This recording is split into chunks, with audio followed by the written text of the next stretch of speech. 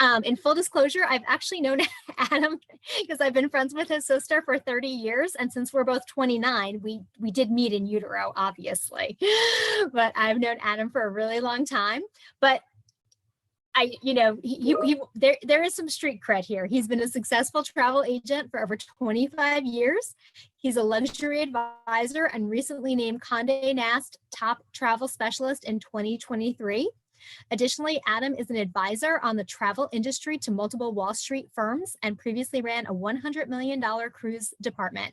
Adam's been to all 7 continents and serves as an advisory board member for travel industry panels. So thanks for joining us today, Adam. We appreciate it. Thank you.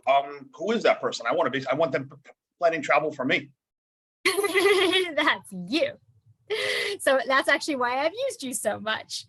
So the first thing I really wanted to talk about was, I never want people to not be able to travel.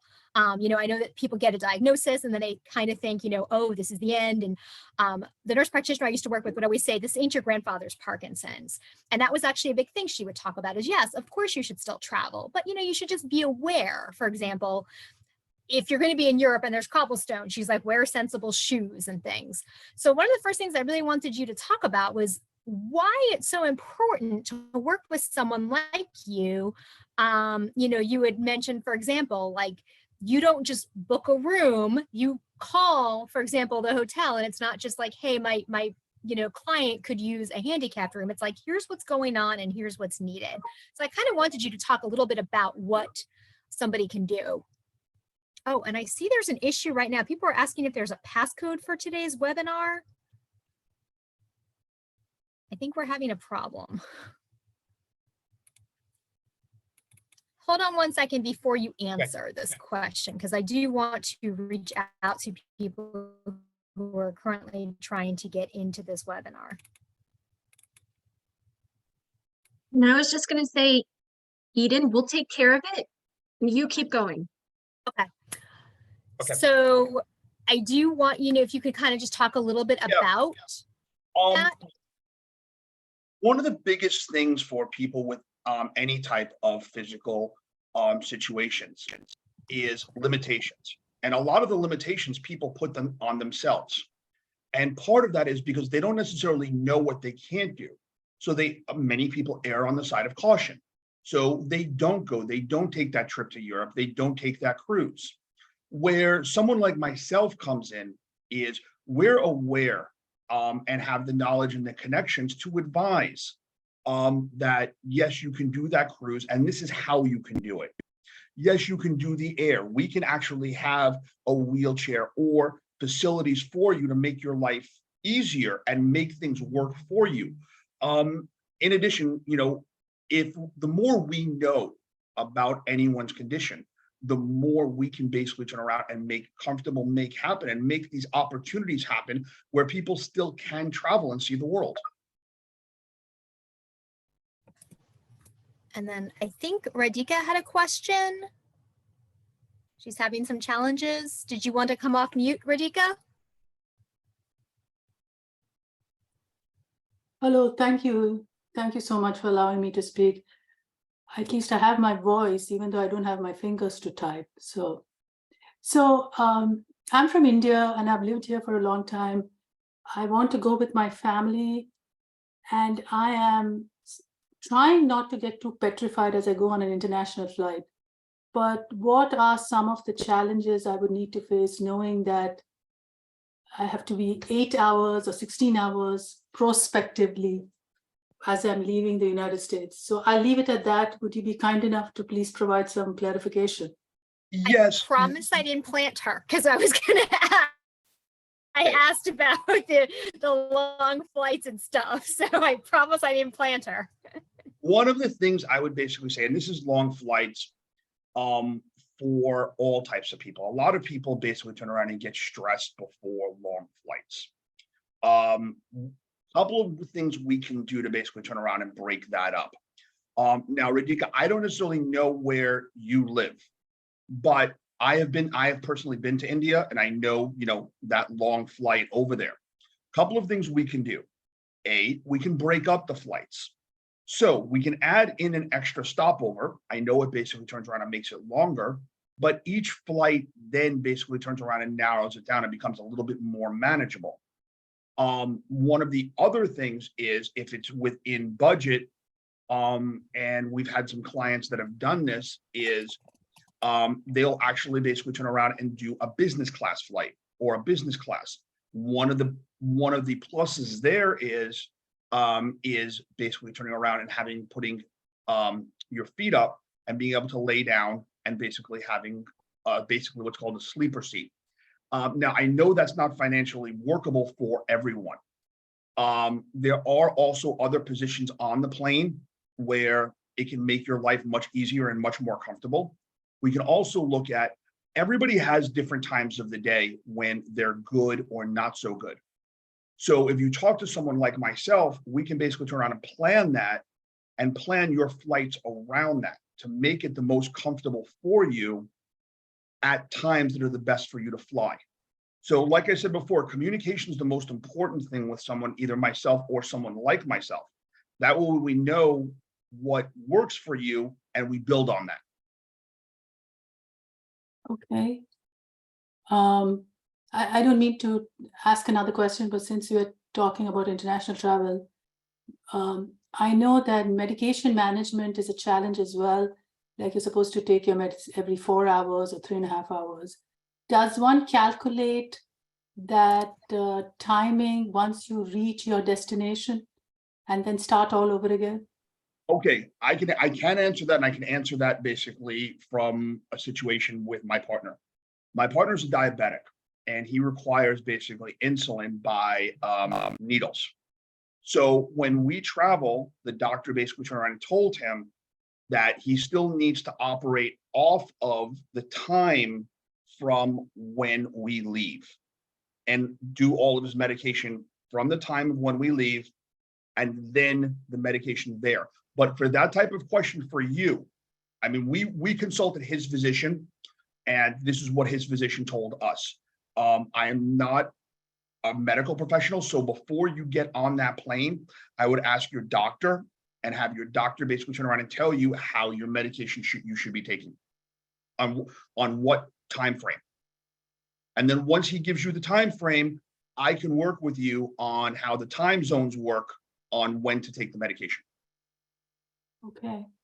Thank you, Adam. Thank you, Eden, for allowing me to speak. This was actually something we had talked about because it is such a big deal that comes up a lot, especially because a lot of our PWPs, part of it is the freezing that can come when they're in the narrow spaces, you know, like for example, squeezing into a pew at church, but also, you know, the narrow aisles. And so that was one thing people asked about is, you know, can they walk around on the airplane? But then also I did want to talk, Adam, about how it is to get a wheelchair at the airport and things like that, that make it easier to navigate. Getting a wheelchair is basically nothing more than basically a request with the airline. So when you actually book your ticket, someone like myself, or if you're dealing directly with the airline, you basically just turn around and advise them what your limitations are. Now, on a wheelchair, they basically have 3 different types of limitation. 1, wheelchair because you can't walk distances, wheelchair because you cannot walk at all, and wheelchair that you cannot walk steps. So you let us know what the limitations are, and we basically turn around and make sure the accommodation is there, so that the second that you get to the airport, there's a wheelchair there, and there's going to be an attendant there to take you to the gate. You will actually be the first ones to board. If you need it, they will actually assist you onto the plane and actually into your seat. At this point in time, the flight attendants are aware of any type of physical need or physical issue. And as soon as you actually are off the plane, everything will happen in the exact reverse. They will take you off the plane, you'll go to baggage, help you with your baggage, and then basically you'll be at your destination. So all of that is very, very easy. You either just let someone like myself know who's a travel industry professional, or you let the airline know when you actually make your booking. Was a question about, can travel agents book flights with points because she can't, for example, afford economy plus or business class paying cash, but maybe using the credit card points? How would that? No, travel agents generally cannot work with points. You have to work with the airline directly. Someone like myself can handle the rest of your trip. So if you have to book hotels, a tour, anything like that, I can guide you on that. And then as I'm guiding you on something like that, I can also basically turn around and give you advice as to what, the points, and also give you advice on the type of thing where, let's say you were going to fly business class and, you were going to use your points, and the plane over there is, I'm just using this as an example, in A330. And I turn around and tell you, well, you don't want to use the points on that because the A330 has narrower seats and narrower aisles. You want to take the flight that's 2 hours later, which is an A340, which has wider seats and wider aisles. So even though, no, I can't book the points for you, if I handle other portions of the trip, I'm more than happy. And a lot of people in my industry are more than happy to give you advice on the points, and as long as you tell them what your needs are. One thing because you talked about the tours, that is something I do like. How do people know? And again, I know just working with you, because sometimes you see a tour and it's obvious. It will say, this is a walking tour. So you can assume there's going to be a lot of walking. But what happens when it doesn't say that? And how do you know? Is that just really using someone like you to say, hey, this is what it's going to be? Because nobody wants to be the person who's like, I'm now holding up the group, or, I didn't think there would be as much walking as there was, or I thought I was okay, but I'm starting to wear off and I'm really not getting what I need. Yeah, nobody wants to basically be the person who is sitting on the bus because they ended up in a walking tour that now they have an issue walking because the tour company is not happy because you're not having a good time. You're not happy because you can't go out and participate. So it's a lose-lose. This again is where someone comes to someone like me and we advise you, okay, this is a walking tour. This tour is going to have an hour and a half of walking. Not all of it is at one time. It may be an hour and a half of total walking over an 8-hour tour. So you may never walk at any one time more than 5-10 minutes. We'll also advise that it's over uneven territory, cobblestone streets. There are times we actually have information on some of the tours that will actually say, the tour is 7 hours long, requires 10 minutes of walking at a time, and has a cumulative amount of 12 steps. So that way we know based on what your limitations are, whether or not the tour is feasible for you. So, because remember, we always want to do 3 things. We always want to make you happy, safe, and enjoyed. And those are the 3 main things we always have to do in my industry. And safety is probably, in my opinion, is even more important than happiness.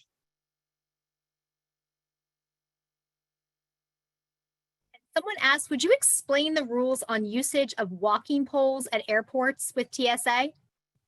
Okay, walking poles there's actually not an official portion on walking poles. I've seen people walk through with them. I've seen people walk through without them. And also, it also depends upon what the walking poles are made of. Some walking poles are not made of metal, so they're made of graphite and some other materials. So they'll let them go through the metal detector. Other walking poles are metal, so those would basically turn around and go on the side. If you had walking poles and have a walking issue, my opinion is I would basically turn around and request a wheelchair, put the walking poles in your carry-on, let that slide through, and with the wheelchair and the assist, you will actually also get through TSA much quicker That way you have no issues, and go through that way. That was my opinion. That's the way I would do it.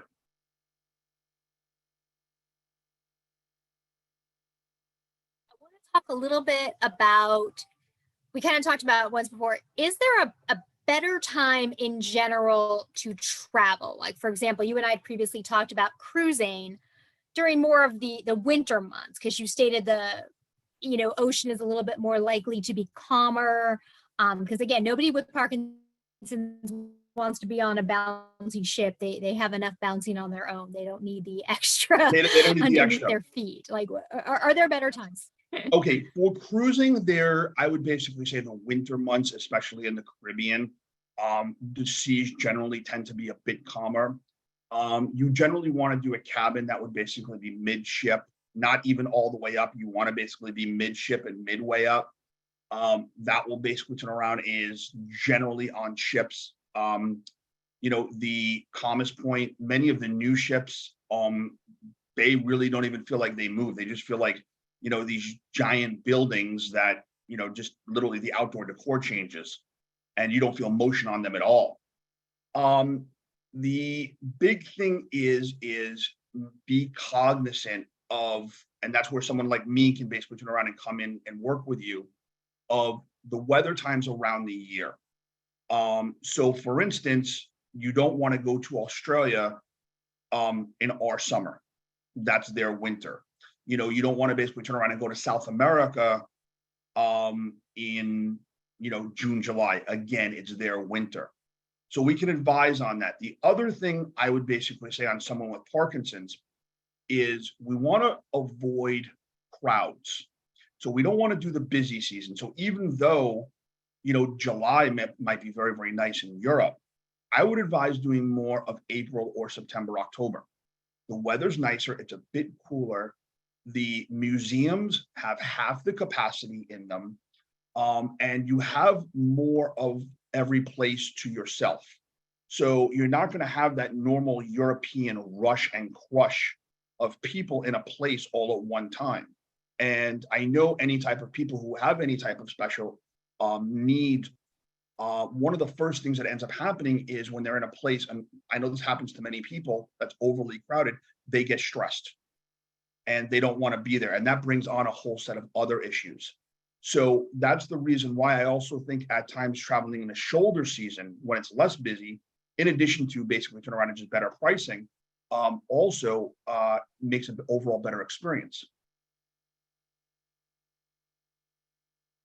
Somebody asked, because again, we do want people to be able to have their walkers if needed. Can the airline supply a wheelchair, but yet allow you to still also bring a walker if needed? Absolutely. Absolutely. That's a really, really quick answer. You basically can turn around and what the cruise line will, what the airline will do is you'll have your wheelchair. They will take your wheelchair with you right up to the door of the to the airplane. Now, if you have an issue where you cannot get to your seat, they will assist you in getting you to your seat.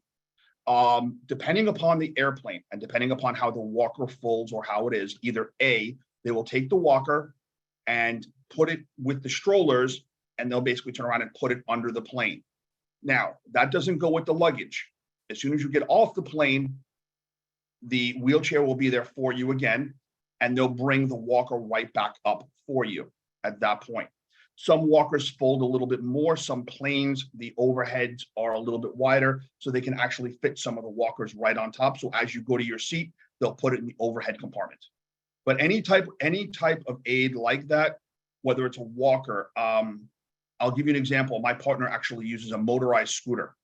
He has leg walking issues, and he has a little foldable walking scooter. He rides it right to the front of the plane, gets on the plane. It basically presses a button. It folds up, literally almost the size of a suitcase. And we leave it where they leave the strollers. He gets on, gets his seat, they take it, they put it underneath. The second right after he gets off, usually within 5 minutes, there's someone who actually brings it right up, unfolds, and he rides it right over to baggage claim. So The airlines are very, very, very good about things like that. But again, as long as we know and make these arrangements ahead of time, because making these arrangements in a situation of once you get there, becomes a little bit hard and a little bit frustrating because they always need to allot people for the wheelchair, or they need to allot certain things. So if we know about it ahead of time, like I said, we can make accommodations. Ask if you should tip the attendant who who pushes you in the wheelchair. I do when my partner was using a wheelchair and not using his scooter. I did. I know I have clients who normally do. I always basically say tipping is a very, very personal type thing. So I will never tell anybody to tip or not to tip. I can basically just say in the past, I have, and depending upon, for me, the tip basically ran on to how far they basically turned around and took us. So if I was at, Miami Airport and I went from Terminal 1 and they pushed me all the way to Terminal 5, and it was a big deal. Okay, that's one tip. If they just took me from, Terminal 1 to baggage is a little bit different. So, that's all very subjective and very personal. Like I said, we did, but I'm not going to tell everybody that they have to. You kind of asked you talked about this where you said you want to plan ahead because someone asked, can I walk part of the way or do I need to sit in the wheelchair the whole time? And it sounds like if you're kind of making a game time call, that's not really the best. You're kind of suggesting you do better to just have it ready, use the wheelchair, and this way you're prepared beforehand, or am I reading into this? I agree with that. When you basically say walk part of the way, here becomes the issue. When you go to check in, basically these airlines basically have systems. And if you start basically to a point going around their system, then what ends up happening is it kind of throws everything a little out of whack. So their system is, the way it works is this. It's set up that the wheelchair and the wheelchair attendant will basically be there for you from either the sidewalk where you basically turn around and get dropped off at the airport, or at the check-in desk. From there, they'll take you through the TSA security and then take you over right to the gate. Or if you're flying business or first class, they'll take you over to the lounge.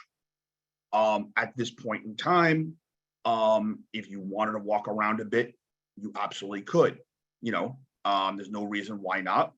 And then you'll know, they'll tell you, okay, boarding begins at 45 minutes or an hour. Then you and the wheelchair, they'll basically wheel down. You're the first ones on the plane and they'll take you down.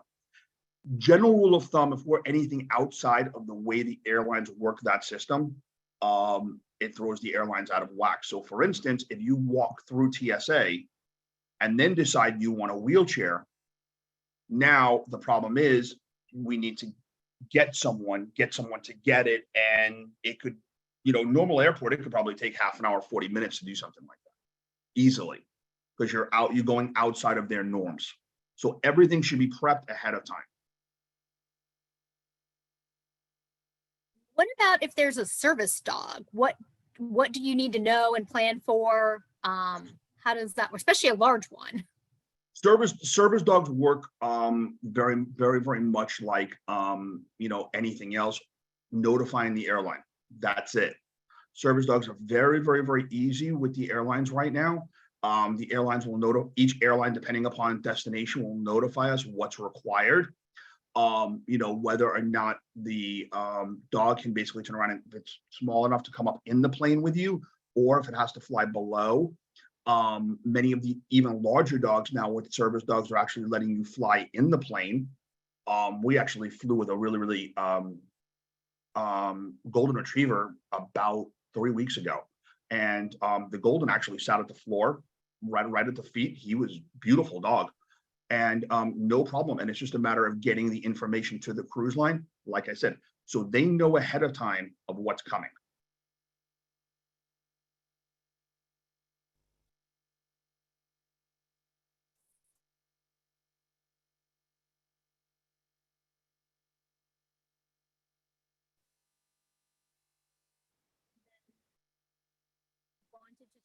About, are there any specifics that you recommend?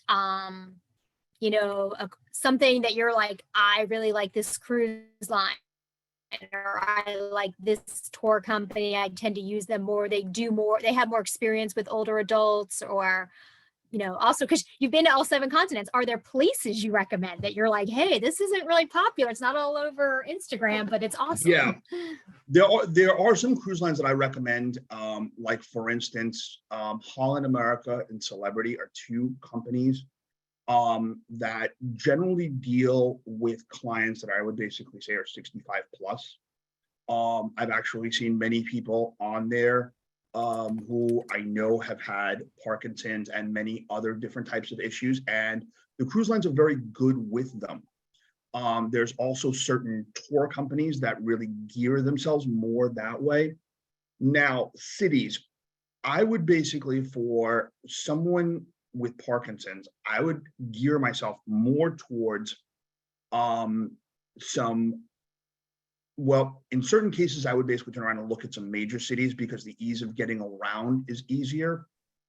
In some areas, I would basically turn around and look at small cities because they're not as congested.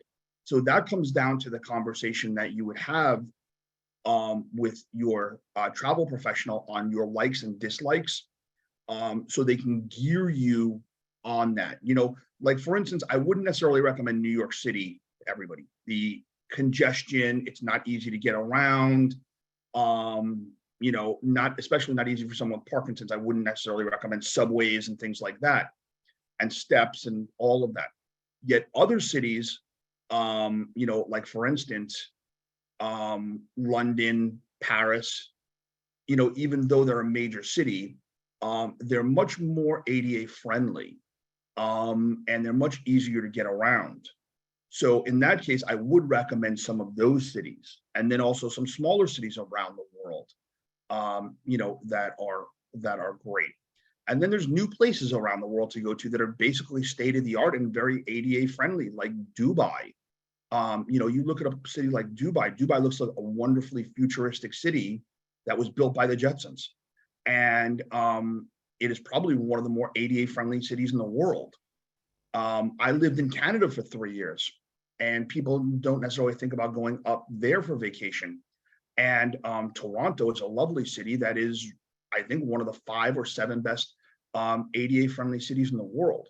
You know, my partner was on his scooter, rode subways, did all the streetcars, literally never even had an issue for the 3 years we were there, not once. So there are many places, even though it may be a major city, to get to, but we have to find out where you want to go and then basically turn around and match that up. Now, we have one question about what class seats do you recommend for long flights, like 8 hours? But then I also did want to talk about, because you and I had talked about when you have connecting flights, do you do the long flight first or the short flight first? So I kind of wanted you to maybe discuss all of that. Compound questions. Okay. First question first, what class of service do I recommend? I recommend, my thought always is business class. Okay. For long flights, it'll basically turn around and give you a sleeper seat. It gives you the most space to where you're not necessarily feeling so claustrophobic that somebody's sitting right in your lap. If business class does not work, just like I mentioned before, it's not in everybody's budget.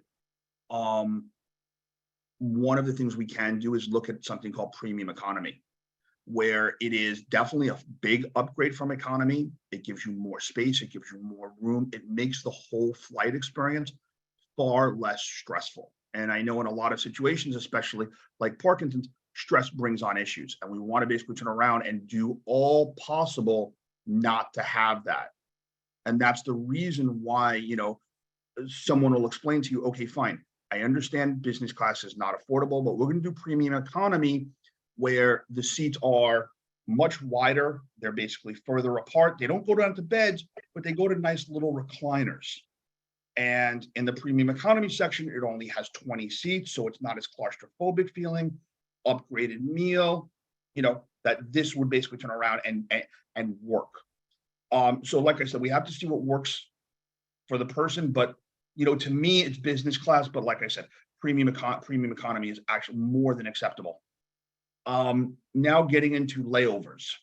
Layovers is a big communication issue. Everybody has different issues on when they have a good time of day or bad time of day. Are your mornings bad? Are your evenings bad? Medication issues. So for some people, if you're a morning person and you don't have any issues till the afternoon, evening, I would basically say get on the morning flight if you can and get there and go. If you're not a morning person, we put you in the afternoon. But also, like we were asked before about a long flight, that Radhika basically turned around and said, okay, I'm stressful over long flights. I personally have a client who does not like to fly.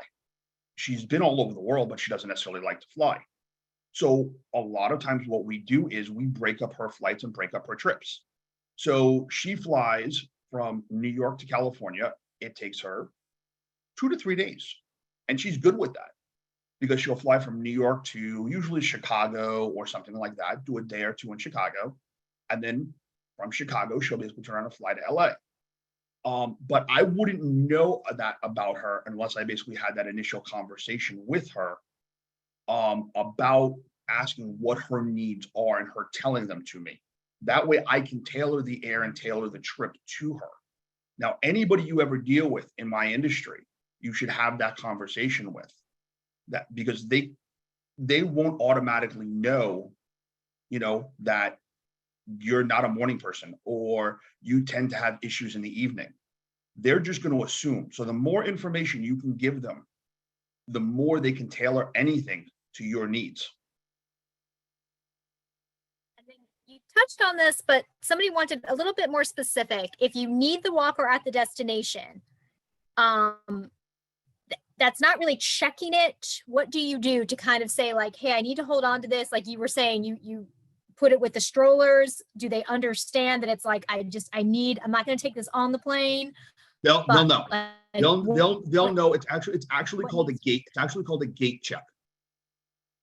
And it's actually not checked at the gate. They actually tag it at the gate. You can take it right up to the airplane. Okay.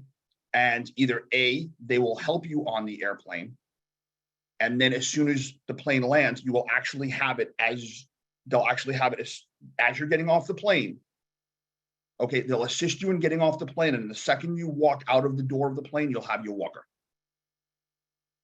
Radhika, did you want to come off mute real quick to ask your question? Yes, thank you so much, Eden.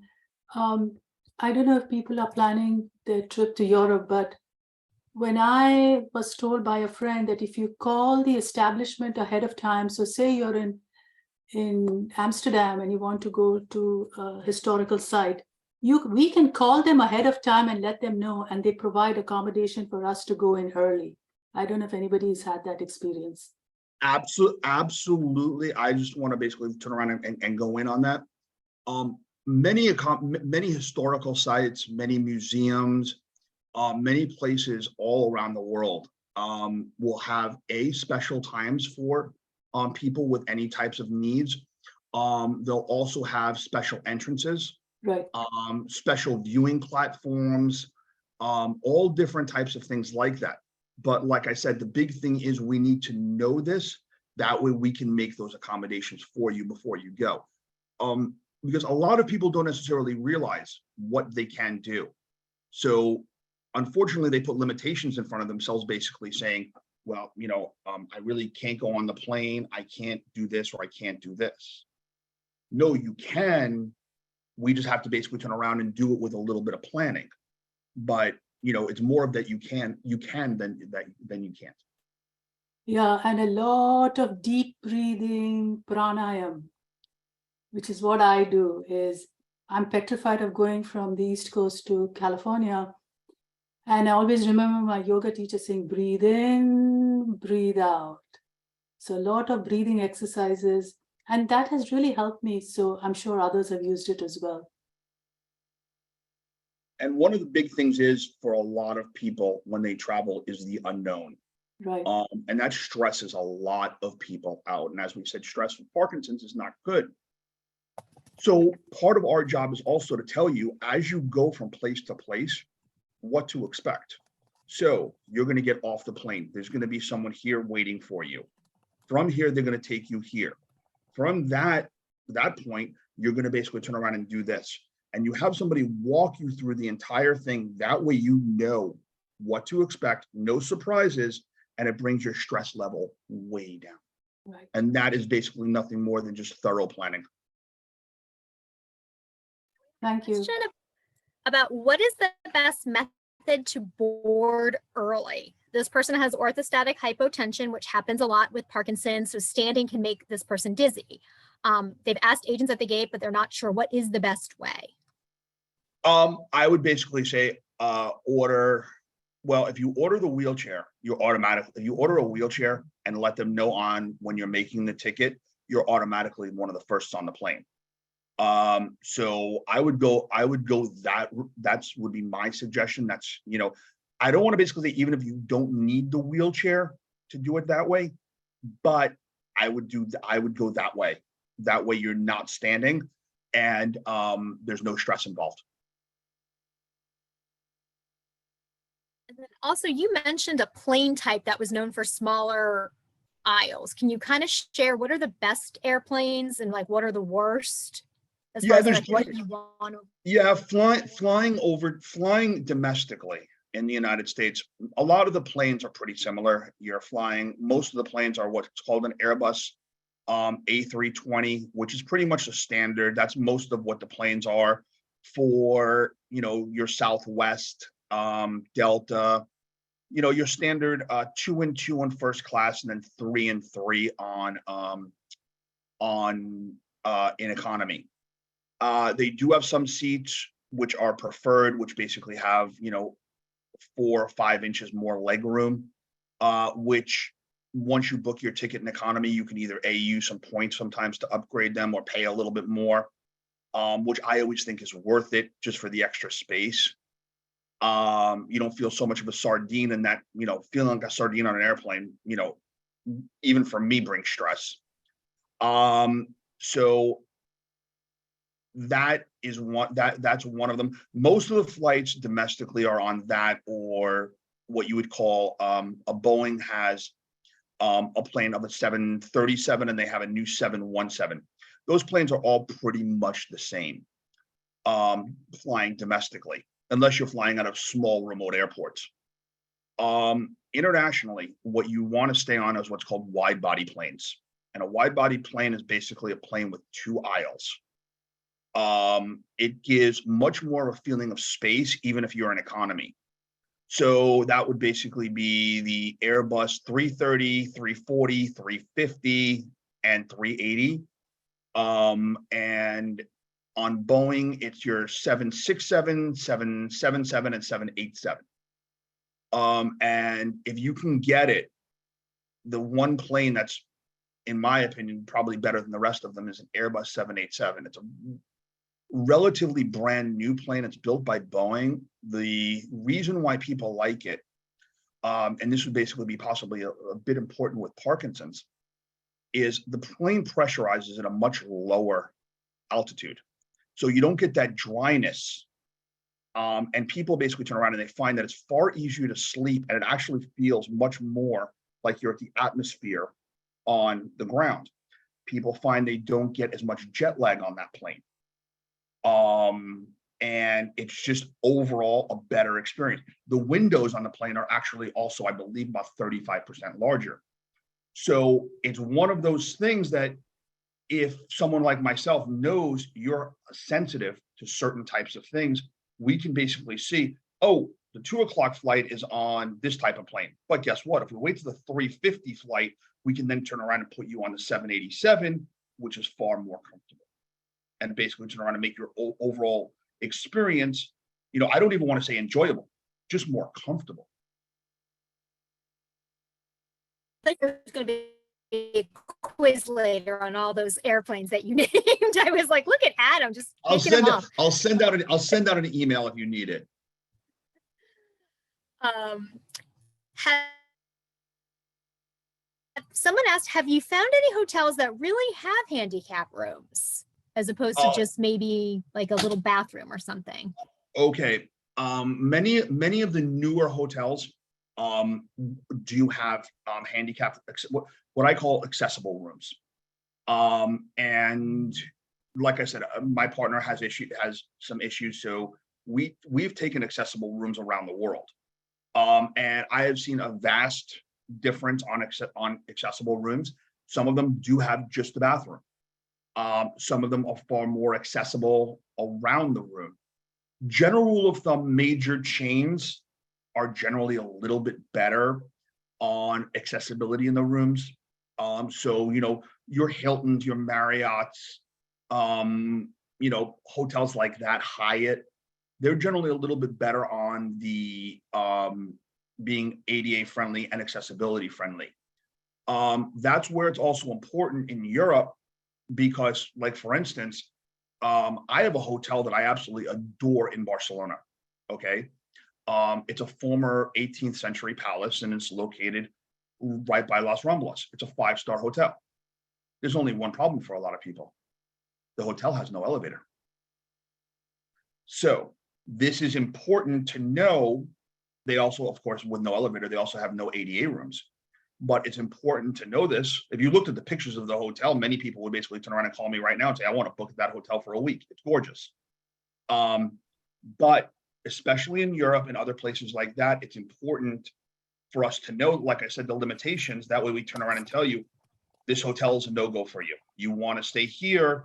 This hotel has ADA rooms. They have the sit-down showers. They have the bars in the bathroom. They have balconies that you can basically turn around and roll out on, because many balconies on hotels that, there's a step. And for a lot of people, that's a big deal.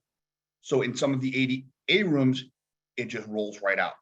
So that's another thing we can always basically turn around and check on what it is, how wide the doors are, different things like that. Question about, do you have any tips to get through customs easier? Do I have any tips Do you on have any getting tips through for customs easier? customs? Absolutely. Yes, absolutely. Global entry. Global entry is the absolute best thing this country ever came up with. It is $100. It's valid for 5 years. You do have to go to the airport to actually go for an interview. The interview basically turns around, it takes about 5 to 10 minutes. And what they do is they do a background check on you once you submit the $100. And at that point in time, what it is you go to the airport, they do a secondary interview, they scan your fingers. At that point in time, they give you your global entry card, as long as you haven't committed any major felonies or anything. And they give you a global entry card. Now, when you come back to the United States, there is a totally separate line for global entry. The global entry line, I travel, as Eden knows, I'm always going somewhere, or I've been somewhere. And the last time I came through Miami Airport, for those of you who don't know, I live in Fort Lauderdale. And I came into Miami Airport, and at Miami Airport, there was about a 45-minute or an hour wait. Global entry, literally, they don't even look at your card anymore. You walk up to the machine, it scans your face, it prints out a little ticket. You basically take the ticket, hand it to the gentleman, and you are through. I don't think it took me 35 seconds. I tell this to all of my clients. I tell this to everybody. Once there, grabbed my baggage. I was through. I was off the plane from an international flight with my bags, waiting for my car and driver inside of 20 minutes. If you have the TSA pre-check, are there only, like, you can only get the global entry when you're due for your TSA pre-check, or can you apply for it at any time? You can apply for global entry at any time. You don't have to wait for TSA pre-check to expire. Now, if you get global entry, you get TSA pre-check for free. TSA pre-check is automatically part of it for free. And then someone asked, do people with special needs get better upgrades? Are they more likely to be upgraded, for example, to business class? Not necessarily. I wish I could basically turn around and say the airlines would do that. And, I wish I could say they could. General rule of thumb, the airlines do the upgrades long before they may necessarily know what a special need is, unfortunately. With the airlines, upgrades are a numbers game. If you have X number of miles, or, let's say, for instance, I'm gold and Eden is platinum, and there's one seat left, they're giving it to Eden because she's a higher level than I am. They don't necessarily look at a special need. If there's a case at the airport where there's someone with a special need, that they might, make an exception and do something, but that's not the regular norm.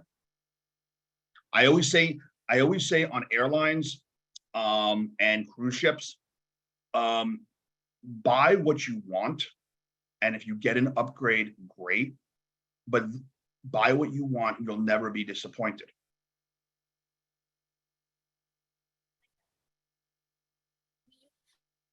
Other question, do you have any tips about traveling by train?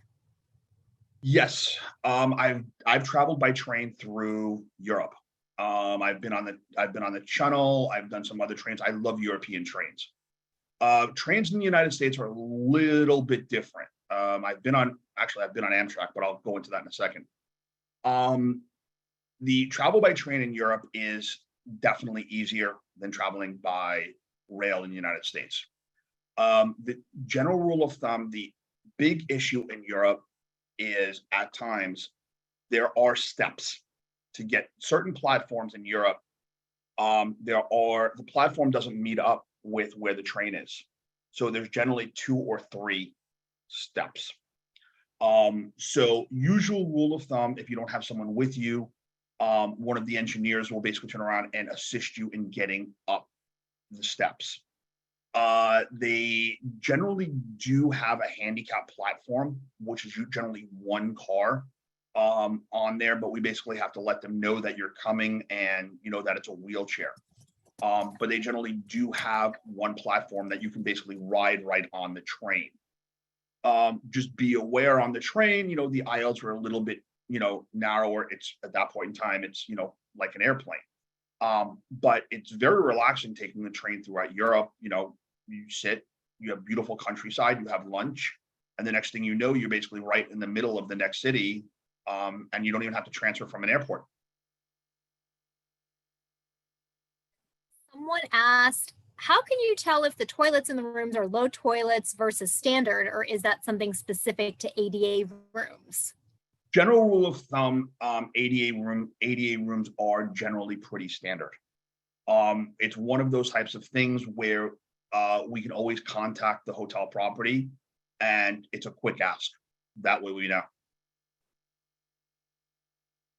have a question about any recommendations or tips about like taking an Uber or taxi or car service? Well, on that score, the only thing I'll basically say on Uber is when I lived in Toronto, we lived in a big city right downtown, and my partner and I used Uber all the time. And he has issues, leg issues getting in and out of the car and walking. So it's a little similarity to some things with Parkinson's. The only thing we used to do was we spent the extra couple of dollars normally. And what we did was we got the Uber Comfort or the Uber Extra Large, which were generally cars that are a little bit larger and a little bit easier to get into. Also, the Uber Larges or the Uber Extra Large also has a little bit more room in case you bring a walker or a wheelchair or something like that.